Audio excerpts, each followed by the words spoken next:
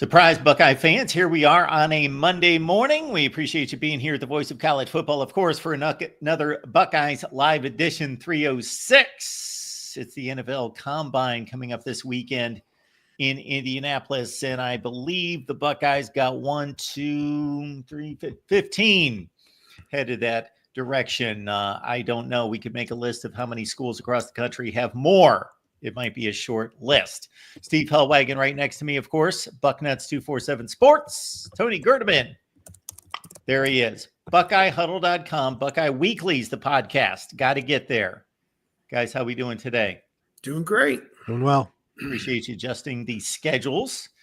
An official announcement made in the last few days, Tony, regarding Ohio State's coaching staff 2025 edition, and everybody all set with their specific positions.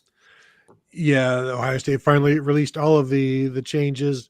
Started at the top with Matt Patricia as defensive coordinator, Tyler Bowen as the offensive line coach and run game coordinator. He comes over from Virginia Tech. Brian Hartline officially named the offensive coordinator, and he'll still continue to be the receivers coach. Ryan Day is going to, at this point, allow him to call plays. Quarterback QC coach Billy Fessler is now the official quarterbacks coach for the Buckeyes. He came over from UCLA with Chip Kelly. He was going to be the Bruins quarterbacks coach last year. So he came over, and he'll be the Buckeyes quarterbacks coach this year. Keenan Bailey, the tight ends coach, got promoted to co-offensive coordinator. He'll still continue to coach the tight ends. Matt Guerreri has been safety coach. Matt Guerreri has been promoted to pass game coordinator. He'll still obviously continue to coach the safeties. And then secondary and cornerbacks coach Tim Walton has been promoted to co-defensive coordinator. So those are all of the changes of the 10 recruiting assistants and their new job titles. And we'll get their contract information usually sometime in the spring to see what their raises look like. But that's the news that came out finally last week. The not so secret. Yeah, it was great to see that everything kind of turned out the way everybody figured it would.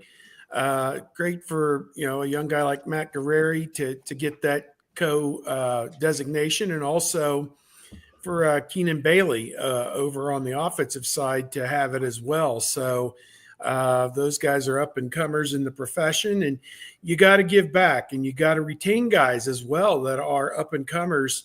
And I think that this is a way for Ohio State to retain two of those rising stars, so to speak, in the coaching profession. So to me, I think this was all just as much as you expected it was going to be, pretty much. And now these guys are going to work recruiting.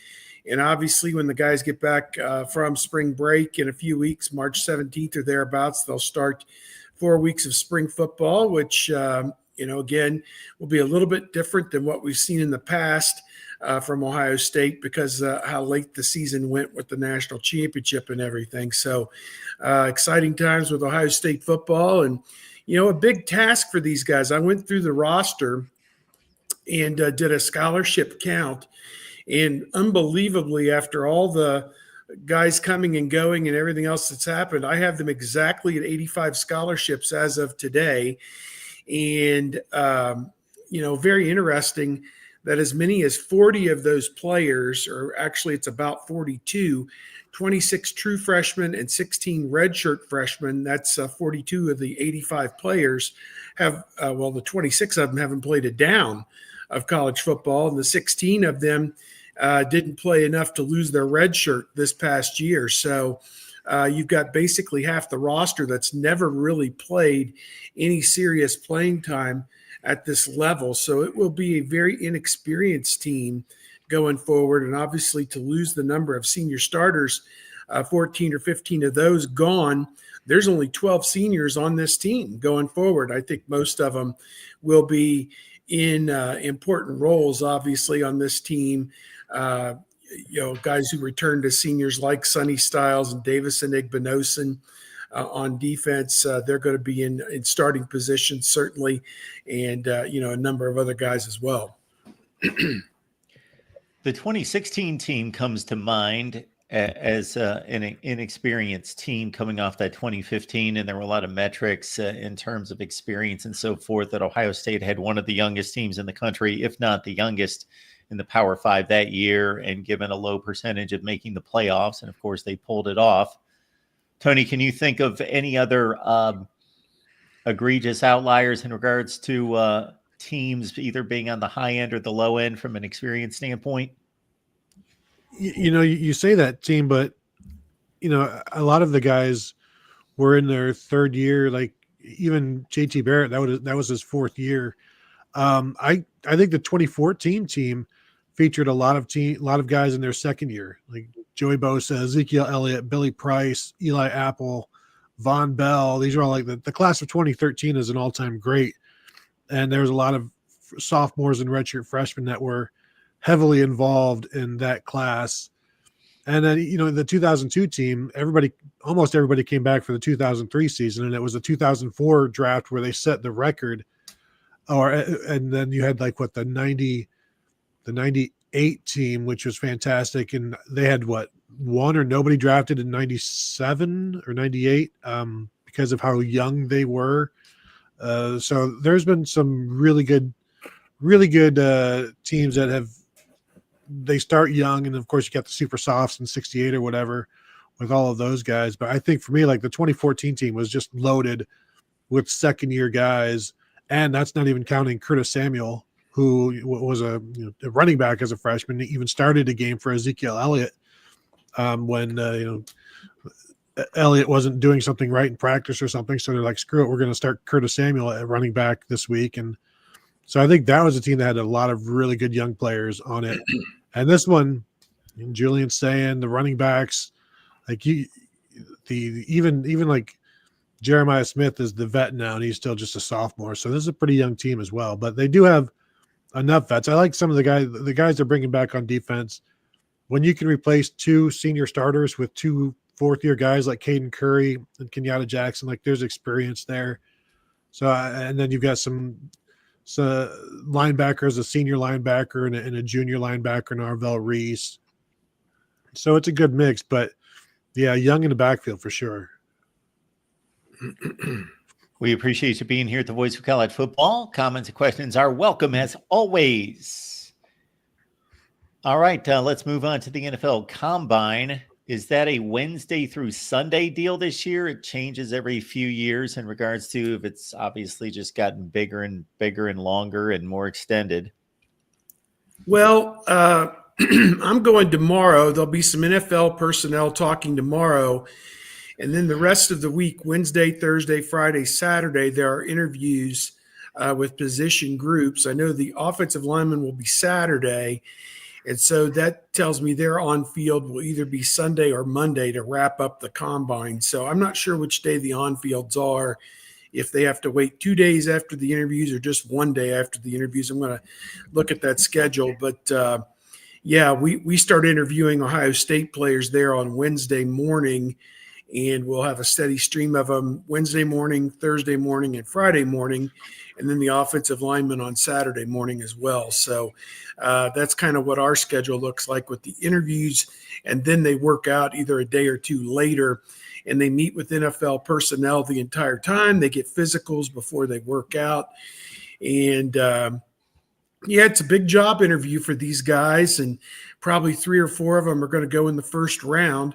When you consider Donovan Jackson, possibly Josh Simmons, if his medicals check out, maybe Jack Sawyer, JT Tuimoloau, or Emeka Egbuka, all rumored to be late first rounders. So I don't think they have anybody in the top 15, but they could dominate the back half of the first round when the draft rolls around in a couple of months. I did think I saw Josh Simmons on one of the NFL Talking Heads mock draft at 12, which would be fantastic for him. And there you see the workout days for all of the positions. So yeah, we'll be down there, get all set up tomorrow for some Wednesday interviews, and we'll be back home Saturday afternoon, early evening after all of the interview sessions. But I'm interested to see what Will Howard does and whether he can move up. he had a really, really good year with his accuracy. Once he talks to teams, the teams that'll admittedly talk to him, and he'll get up on the board or whatever for 15 minutes and he'll explain, yeah, they'd give me a play which had 3 different options and I'd have to look at the defense to decide which one to go. So I think that will impress teams that he is able to do all of that and do it on the fly. But I still wonder, like, why is he not moving higher up because of his, I assume his arm strength. Is that the one flaw, like the arm strength and the downfield passing, which got better as the year went on? Because he's athletic enough. And I assume it's just overall, quote unquote, arm talent. But I wouldn't be surprised if he starts moving up boards because, again, I'm not sold on any of these quarterbacks as first rounders. I think it's a pretty average overall draft in terms of like the guys at the top. Me personally, I'd probably take Abdul Carter first and then go from there or something like that because I don't want any of these quarterbacks in the top 5. That's for sure. Well, Cleveland obviously is going to be out there looking for a quarterback, and I hope they hit. I mean, how many of them have they gone through that didn't work out? Brady Quinn and Kaiser and Mayfield, eventually has now worked out for Tampa Bay, but they have been through a raft of quarterbacks, no doubt, drafted and otherwise, and still haven't found the right one yet.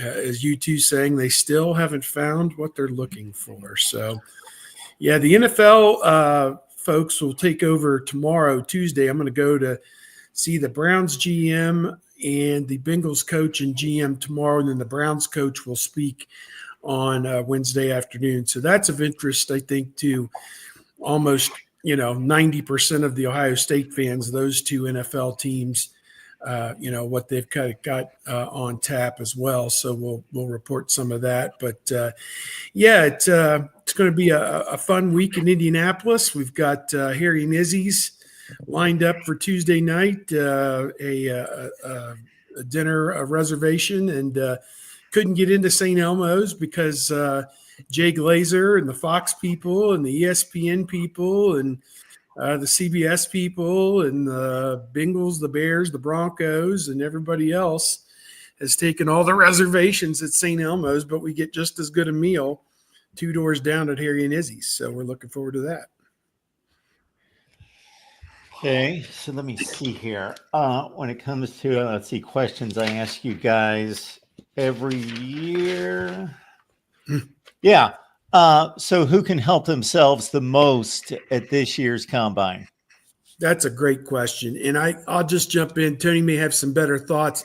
I think one of the problems that the Ohio State contingent has is they just finished playing football 4.5 weeks ago. And so how much have they devoted to preparation for the combine? They're not going to be at their best in terms of running a 40. And this is kind of crazy. I'm from Circleville, Ohio, and there is actually an NFL scout who lives in Circleville, Ohio. Believe it or not, he's a Midwest scout for one of the teams. And I bumped into him at a dinner place down there Friday night. And he told me the Ohio State Pro Day is late this year, March 27th, because the season went so long to give the guys more time to prepare. So my guess is we won't see many of these guys working out and maybe running 40s at the combine because they want another month to prepare and get their body right and get that 40 time down another 1/10 of a second or another 1/2 of a 1/10 of a second, whatever that is, 5/100ths of a second or whatever the next the next denomination is, but get it as fast as it can be. So they may hurt themselves by actually going out there and posting cone drills and different things like that before they're completely healed from the season and completely tuned up for the combine or the workouts. So we'll see who's ready and who's not. Some of them will just because they're not afraid to show what they can do, I presume. But that's going to be interesting. Who can help themselves? I think that I think Jack Sawyer, when he meets with teams, I think that's going to be a positive for him. They're going to see exactly what his makeup is all about, and he's in that Hubbard, Bosa camp of a guy that you can build a team around, perhaps, or be a team leader down the line. So yeah, I think that's going to work out well for him. Guys who need to show something. That's a tough one. Maybe Lathan Ransom, who's kind of viewed as a later round pick at safety, could improve his stock a little bit. Jordan Hancock might be in that same boat. Cody Simon, if he's able to show some things at linebacker, I don't think anybody looks at him as a first round pick, but he played well enough this past year to be a second or third rounder. I think he's probably got a fourth round grade on him, but could he move up a little bit if he works out pretty well? Those are some of the ones. As I said, Josh Simmons, his medicals need to look good after he missed the last half of the season. How's his rehab coming? Is he healing properly? Is he able to help a team in his rookie year? I think that's something that people are looking for to take him middle of the first round or on. You've got to be able to play as a rookie. So those are probably some of the ones I'm thinking about. I'm interested to see if players will run with the understanding that the NFL knows, like you were just playing football a month ago. So they're going to give you some leeway, knowing that you can make up for it at the pro day. Because if you're fast, fast. Like, why not run? And agents will all tell you, like, don't, just wait till you get on your home turf and you're comfortable and all of that.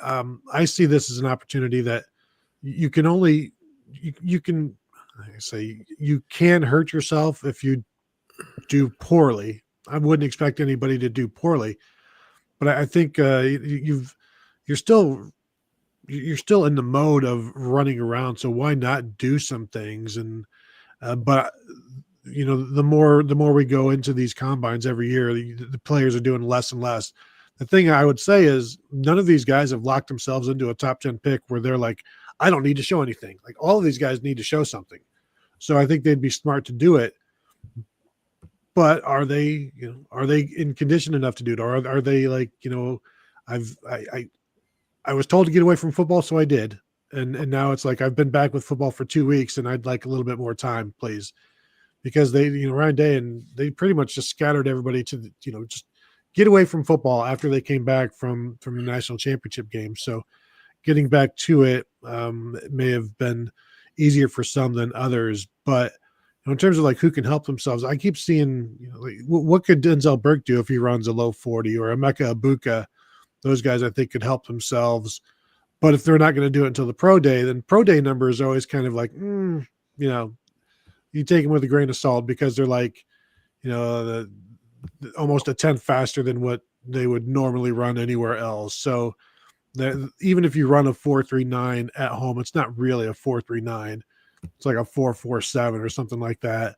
And so I think there are opportunities for guys to help themselves, like, seeing Jack Sawyer and JT Tuimoloau run, doing linebacker drills and things like that for 3-4 teams and showing that agility. Will they be doing that sort of thing? Because that's something that you can get a better idea of what they can do. Because really what you've seen JT Tuimoloau and Jack Sawyer like drop into zones a little bit on some zone blitzes, and they just drop back. Like, what else can they do that might improve both of their stocks? Because JT Tuimoloau has been a first-round draft pick forever until like the last year or so, when it's like, well, maybe second, something like that. And so he has room to grow for sure. And so does Sawyer. And, what does Tyleik Williams do in terms of the agility drills? Because I think that's one of the things that really stands out for his size. But there's a lot of defensive tackles. So I would say they can all help themselves, because nobody is at the top of the board in terms of their position, other than maybe Josh Simmons. And that's just speculative, because, he's not really going to go. Yeah, so there's no obvious first pick for the Buckeyes. Who seems to be in the running? Maybe Simmons, I think, but he's, whenever I look at mock drafts from the people who cover it and talk to GMs, he's usually the first guy taken, and then what, like, Emeka or maybe a Tyleik Williams or Travion Henderson. But I think Emeka is normally second. Is that what you're seeing as well, Steve? Yeah, I think Emeka is late first round. I think that there are some that have Sawyer, some that have Tui Maloau in that mix as well as late first round.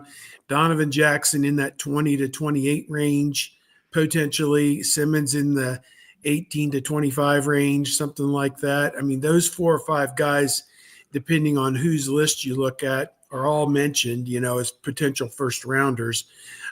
Jackson, to me, really put his candidacy over the line from the Penn State game on. After the Penn State game, he played really well at tackle. So, I'm not saying he would play a lot of tackle at the NFL level, probably more fit to be a guard. But again, he has shown that versatility that in a pinch, if you had to play him out there, that he did fine. So, after the Penn State game, obviously. So, yeah, I look at it that it's going to be a fun week for us, as media to get a chance to talk to these guys for the first time really since the national championship game. Some of them have done some appearances and some interviews here and there, but it will be kind of cool for them to reflect on their journey. I mean, you think about it, it had been star-crossed for 3.5 seasons, and then finally in the last 5 weeks, they finally put it all together and realized their potential and their destiny by winning the national championship and winning it in emphatic fashion. It wasn't like they backed into anything.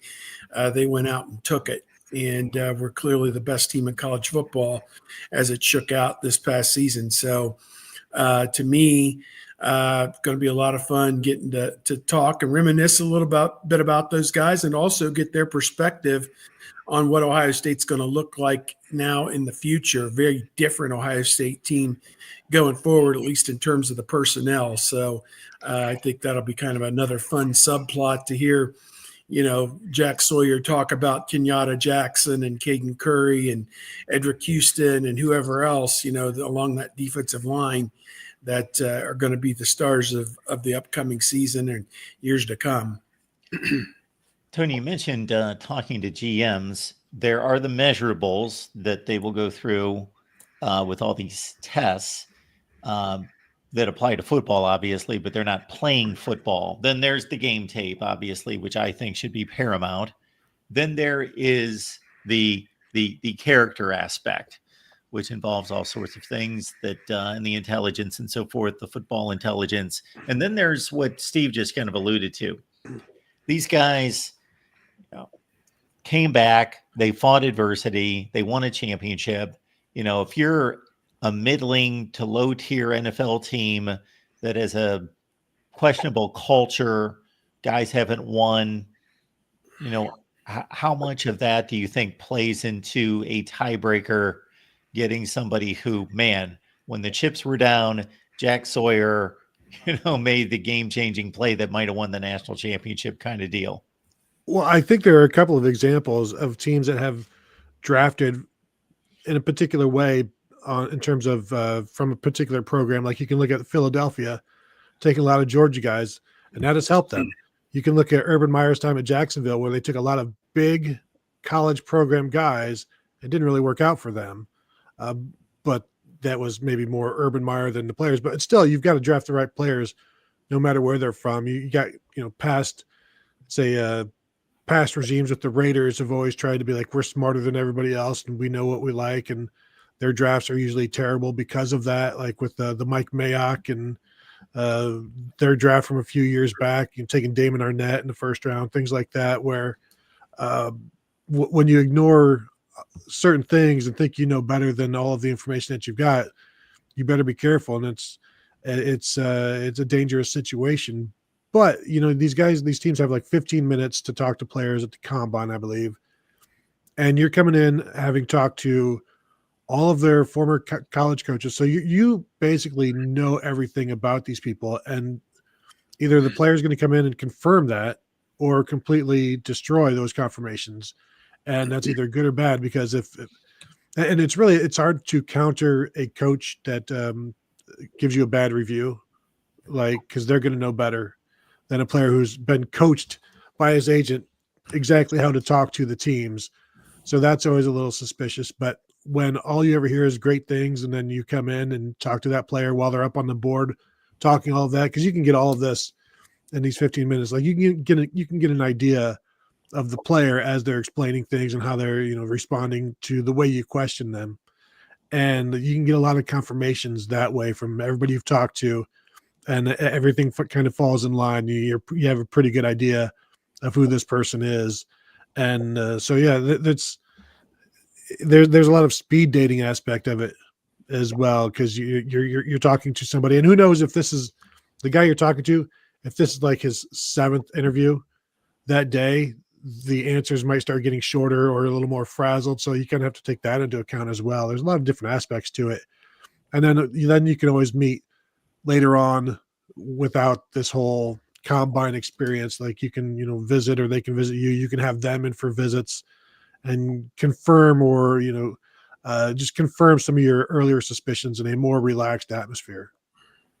Is there a player that had one performance that stood out as much as, unfortunately, from a negative standpoint, Denzel Burke against Oregon? That just seemed to be a game where people were just flabbergasted at, okay, this guy was talking like the best cornerback in the country. He was only overstating himself maybe by a spot or two, possibly. He was in that mix. And then that kind of took a lot of us back in regards to our assessment of Denzel Burke. Yeah, you hit the nail on the head there. That was a tough day for him. And, the message boards were ripe with the comments of how many $1 million he cost himself by falling down the draft board. He's no longer considered a first-round pick, obviously. But he can go to Indianapolis and test well and do all the things that or have a great pro day.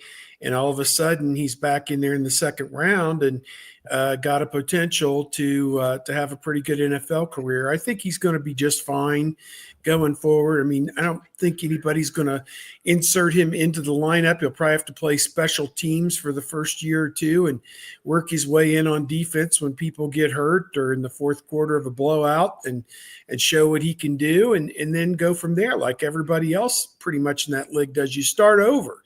It's very rare for anybody to start out their NFL career, on third base as a starter, and you don't see that a whole lot. I mean, there are some. I mean, the high draft picks, you want to get a return on investment as quickly as possible on that when you invest a high first round pick. But to me, he's a developmental player.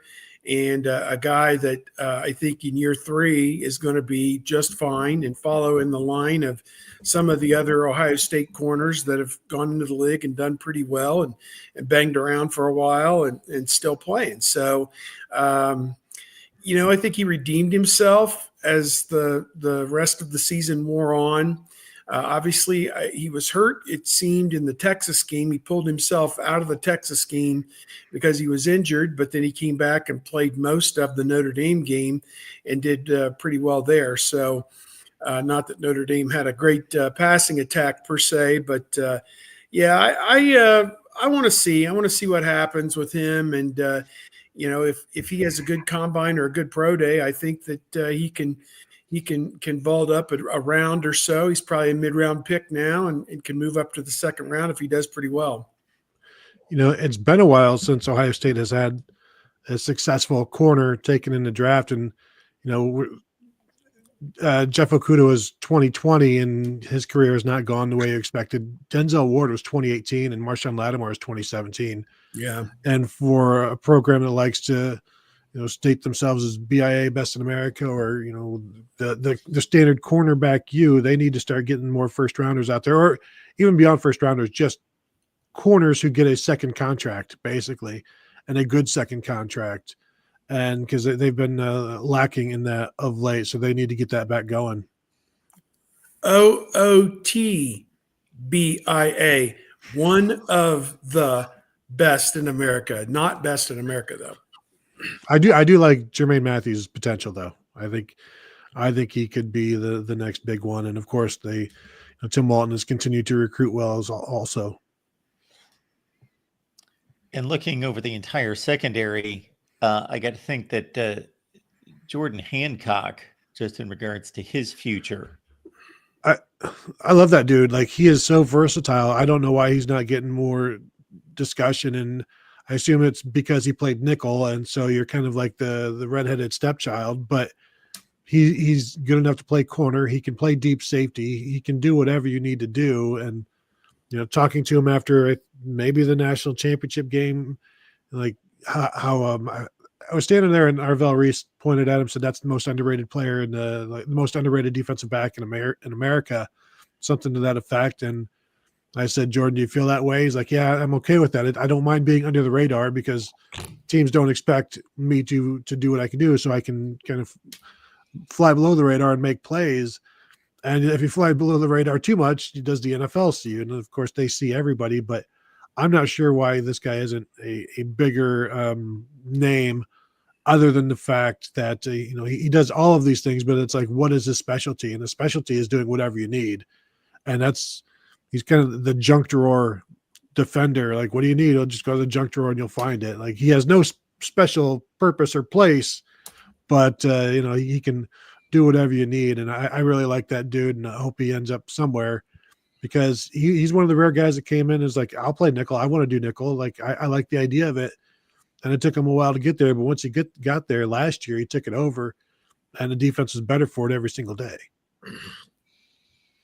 It's kind of that shortstop second base analogy in baseball. Every second baseman at one point thought that they were a shortstop, but had to realize their future. And then every cornerback, and obviously these guys being the elite of the elite through the high school ranks, see themselves as on an island. I can cover anyone, and that's who they are. But then, of course, the competition shows otherwise. It's kind of a story we got from Josh Myers, who was at one time a 5-star tackle, recruit for the Buckeyes, and was going to play tackle. Then he gets to Ohio State as a true freshman and is going against, I think at that point, Nick Bosa in pass rush drills, or Joey Bosa. And he realized pretty quickly, he was 2017, so it would have been Nick Bosa. I realized pretty quickly, well, I can't play tackle. So then you move into guard, and then eventually he's drafted as a center. And you find your level, and then you start to raise your level, and that's what he did. There's nothing wrong with playing in the NFL for 8 or 10 years as a guard or a nickel corner or lefty reliever. Yeah, there you go. Lefty reliever. Absolutely. Long snappers have a long career if you can get in there. I'm amused by the long snapper recruiting rankings. Like how do they obviously what are they timing the flight of the ball from thumb to quarterback, or what the deal is? I don't know. Yep. It's like with the Chris Rubio long snapping and kicking, they take that very, very seriously. And it's not as easy as some people might think. I remember when Zach Bourne was at Pro Day for Ohio State. He's kind of a man without a position because he's a fullback essentially, and he's not going to play linebacker. So they're like, you want to do some snapping? He's like, yeah, I'll try some snapping. And it's not something you just pick up. Like, it's all like trajectory and timing and split seconds and half seconds and quarter seconds and all of those things. And the guys who are into it get really, really into it. Absolutely. Because remember, there's only what, like 32 jobs available. So, it's not like quarterback. Anybody can. You got 4 quarterbacks on the team and practice squads. I don't know that people carry a practice squad long snapper around. Transitioning from secondary of the past to secondary of the future, Ed is wondering if there are any true freshmen who could get significant playing time in 2025. Well, definitely Devin Sanchez. He's there for spring practice. And there are 2 cornerback spots open, if that's how you look at it, with Hancock and Burke gone. You figure Bryce West and Aaron Scott are also in the running, as well as Jermaine Matthews. So that's going to be a competition and a half there. But I think Devin Sanchez has a great chance to be in the 2 deep as a true freshman. At safety, I'm not so sure. Maybe Fahim Delane, I don't know. Would have a chance. Leroy Roker, he redshirted. Seems to me the safeties are going to be Caleb Downs and either Malik Hartford or Jalen McClain. is what it would seem like to me. I don't think Keenan Nelson Jr. is going to really be in the running. He was just kind of a depth piece, I think, that they brought in. So, that's kind of what I'm looking at. Jordan Woods, the other cornerback in the class, is not arriving till June. So that's going to put him a little bit behind the rest of the group in terms of trying to earn playing time this year as a true freshman. But Devin Sanchez for sure is going to be given a shot. And Lorenzo Styles Jr. is also back as a senior. So they are really stacked at corner. They got 1, 2, 3, 4, 5, 6, 7, 8 corners. 1, 2, 3, 4, 5, 6, 7, 8 safeties.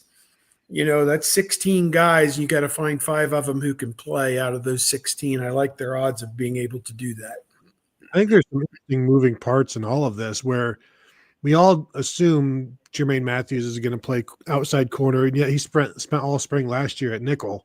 So you wonder if Devin Sanchez comes in and is good enough outside where they can, and Aaron Scott and Bryce West are good enough outside to where they feel comfortable moving Matthews to nickel. I'm not convinced that's going to happen. It's just something to think about because he played there last year, and there are opportunities. Can Fahim Delane, what is he? Could he be the backup to Jalen McLean or Malik Hartford at strong safety? Or is he? Because he's like 6'2", 6'3", and has all kinds of range, but he can do kind of whatever you need at safety. So it wouldn't be unusual to see a true freshman in the 2 deep because we saw it with Jalen McLean taking over or being the backup to Lathan Ransom. We saw Malik Hartford as a backup last year. Jordan Fuller has done it before as a true freshman being in the 2 deep. So it's not unusual for a 2 deep safety to get in there.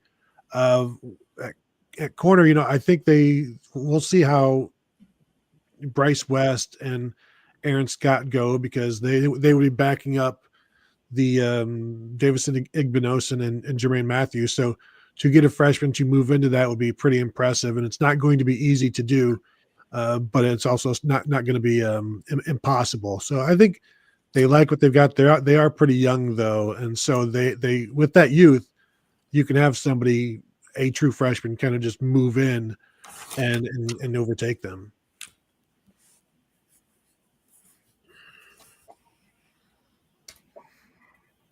Mark, you muted.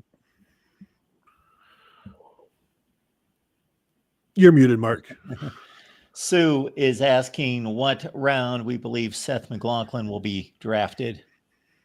Well, again, medicals, is he going to be? He told me a while back that he thought he would be full go by the start of preseason camp, but that's kind of iffy.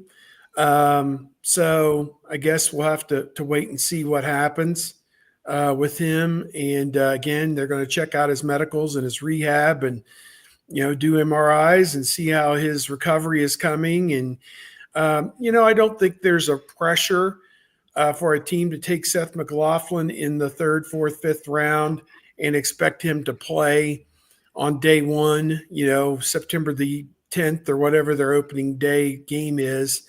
I think that there would be an understanding that this is a guy who may not be completely full go until, week 4, 5, 6 of the upcoming season. So, and again, I think he's going to play in the NFL for about 12 years if he's all he's cracked up to be, which he seemed to be at Ohio State. So, again, a great makeup guy, a great clubhouse guy, and a pretty good football player. So to me, I think depending on how his medicals go, maybe 3rd round. If it's not looking so good for him to play as a rookie, then maybe 4th or 5th. I don't know. What are you guys feeling with that? I don't see a lot of places looking at him as a 2nd round pick, but I'm open to suggestion on that. Yeah, I mean, it's just unfortunate because he was at Alabama. He was going to be an undrafted free agent pretty much if he had left after last year. And then he was playing so well this season. You're hearing 3rd round, stuff like that, and then being injured. And you're right. If the medicals, the sooner he's ready to go, because if you're drafting a center in the top 4 rounds, you're probably wanting them to start. And if you're not sure that he's going to be able to start, then that's going to drop him back some. So I think it just depends, because I'm with you. Like he's eventually going to be just fine, but the teams are looking for a starting center that are looking for a starting center are looking for a starting center this year. And so that's what their plans are going to be built around. And can he get there to that point? Can he do it in September? If so, then I think you could see him jump up there. But I know he's going to do well with all of his interviews. I mean, Steve, you know that, like from talking to him, like you can talk to this guy forever, and he's going to be able to pick up whatever offense you give him. So I think this is one where the teams are going to have to battle the interview versus the medical. And if they match up, fantastic. If they don't, then they're going to have a decision to make. I'm just assessing these strengths and weaknesses according to a couple different sites, and it seems to be a heavy lean on the strength portion of his game to a lot of the cerebral and character aspects of it, knowing his assignments, working hard, being a high effort, high character guy. Weaknesses, maybe from a physical standpoint, there's a few things that he needs to do, with pad level and that sort of thing. And then also snap location. I don't know if that's an oversimplification from some of the issues he had in the previous playoff in the Rose Bowl, or that was a little bit from that 2023 season. But yeah, that was a Jalen Milroe issue. That's not a Seth McLaughlin issue. I mean, that wasn't an issue that popped back up, but it was everybody saw it, so it was his issue. But yeah, I don't think there are any snap issues now, and the people in the NFL know like why they were there and what those issues were. But yeah, it's everybody's limited athletically for the most part, but he did get stronger at Ohio State and was better able to handle some of those rushes and things like that. But I think there is still a limit for him, and the thing is, like, he understands that, which is why he takes all of those other things so seriously, all of the intangible parts of this that become tangibles once the whistle blows. Our version of the State of the Union address tonight at 6 p.m. Eastern Time on the main channel, the State of the Voice of College Football.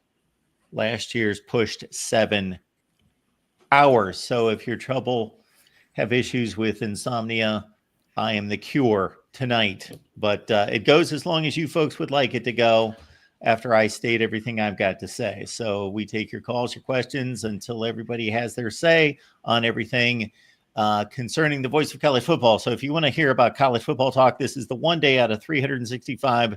Do not show up if you want to talk college football. If you want to talk the Voice of College Football, then it is the place to be. 6 p.m. Eastern Time.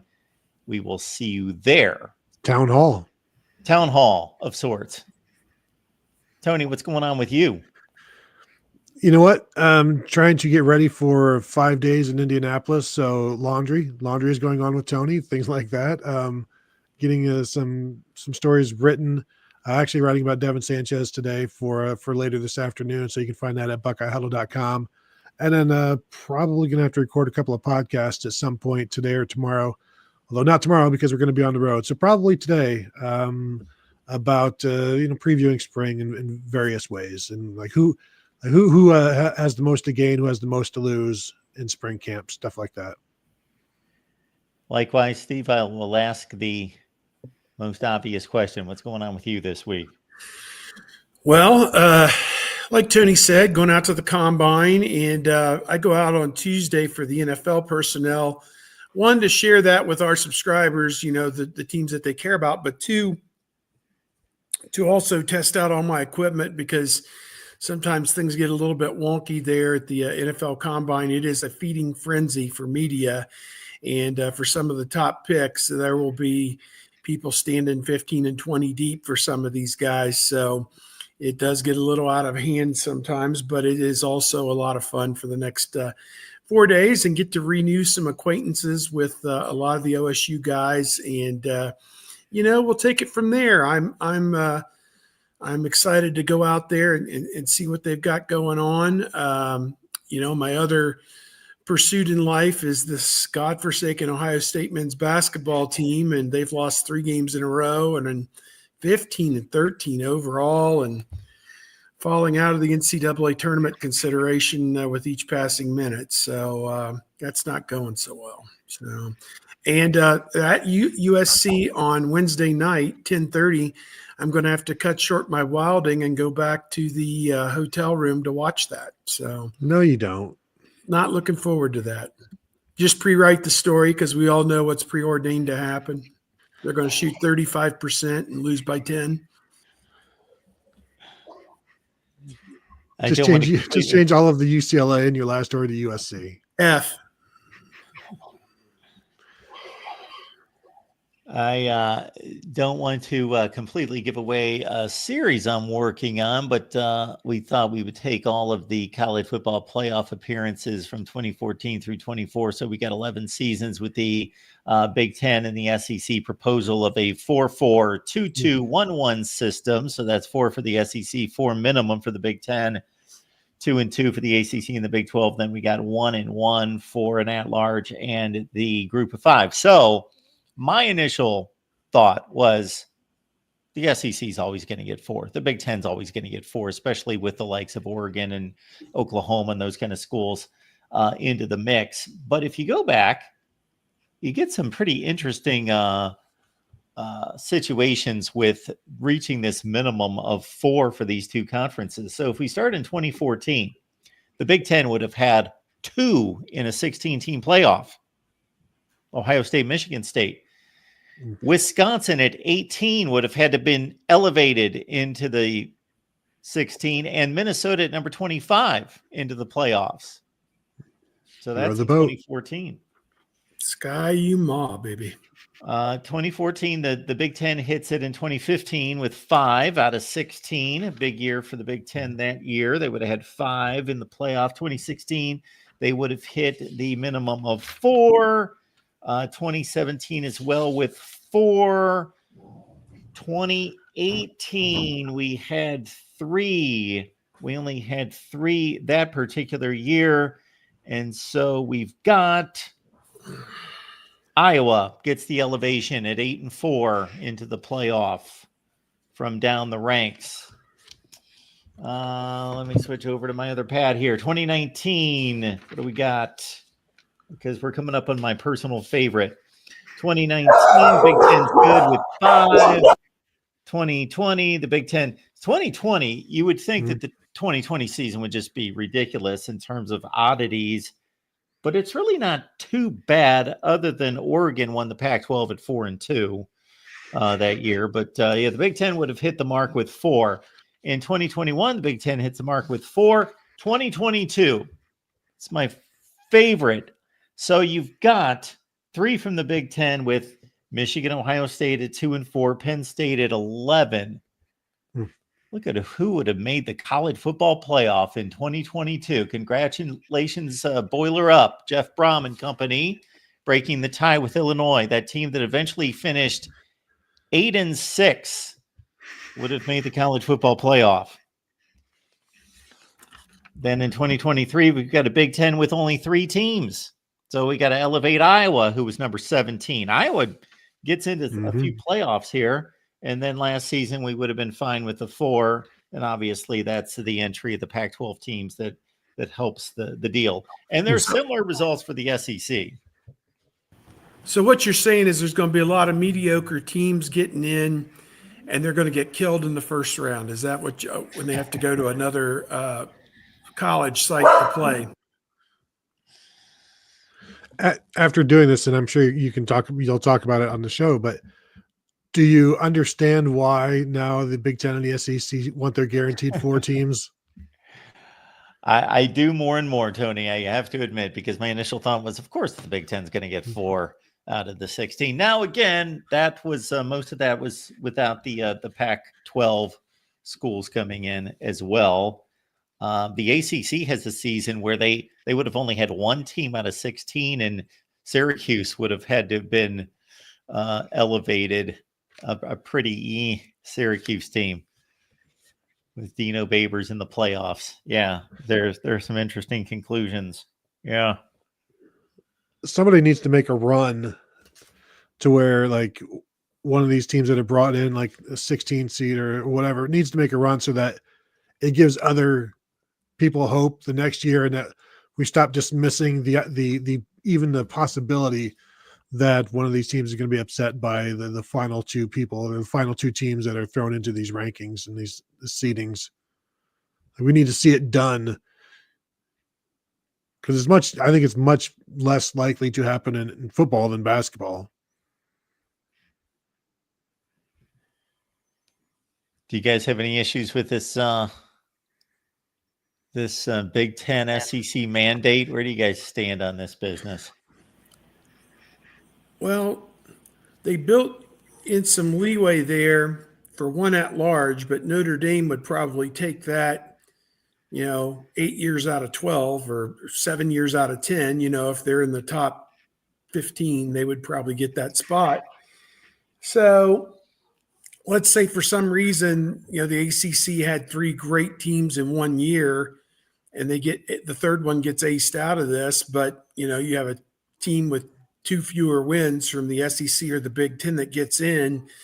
There'll be some people very upset about that, but as the thing kind of wears on, it would die down. So I don't know. The other thing is, we've had some years where there's been a couple group of fives that are 12-1, 13-0 and 12-1, or something very deserving of being included in something like this. And you only have room for one of those unless they take that last at large spot instead of Notre Dame or somebody else. So I just don't like the lack of flexibility. I think, the more at large, spots that you can hold back and maybe 3-3-2-2 would be better. And then you have at large spots that go to the most deserving teams that aren't already in.